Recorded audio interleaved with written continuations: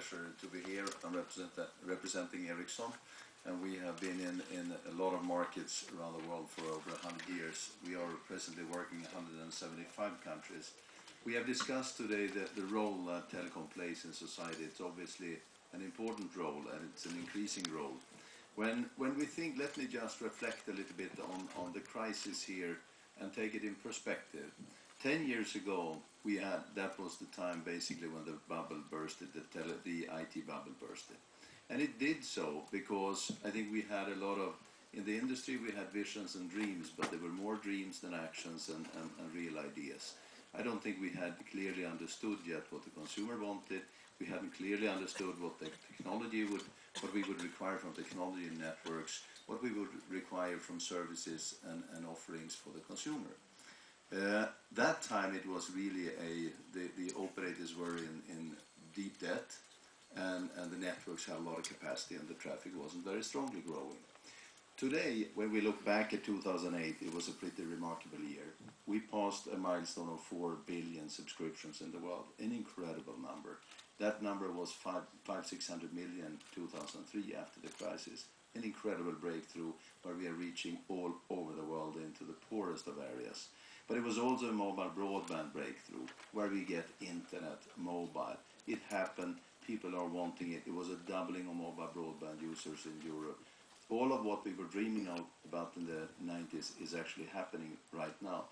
And Rob mentioned about the 10% mobile penetration drives 0.6% of acceleration of GDP growth. That's a great example. There's another recent study for the US House of Representatives that suggests that every dollar spent in broadband has a tenfold payback for society. And in this way, I think it's very important that we understand when we look at this crisis the importance of looking at broadband as part of infrastructure. It's not just about highways and airports and railroads. Today's and tomorrow's highways are broadband. And here we see a very clear agenda from US, we see a clear agenda from China, but we do not have the similar clear agenda here in Europe.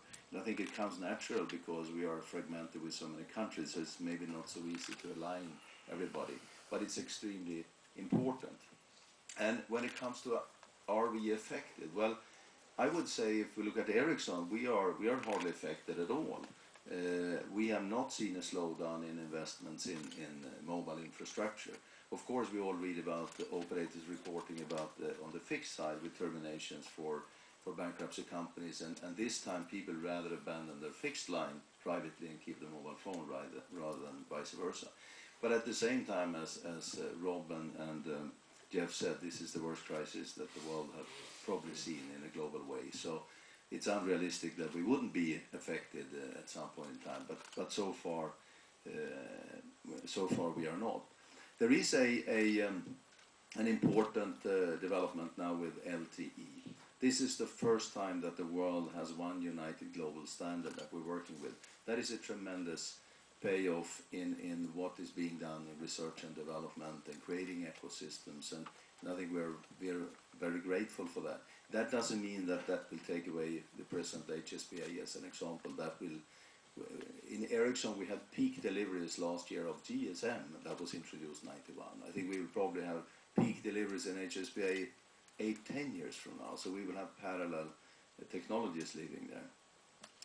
Finally, I would like to say something about the 700 megahertz spectrum or the importance of the digital dividend. With much more efficient technologies now, broadcasting, TV broadcasting, media broadcasting can be done. It can be done much more efficiently, and therefore spectrum that is such a scarce resource can be freed up. And the 700-800 megahertz band are so cost efficient, and they mean a lot when it's about reaching more people around the world. And again, as it was mentioned also, that we need to harmonize that because we want to be able to travel around the world with the same phone. We had the problems before, we don't want that again. But spectrum issues are important, and freeing up the band is important.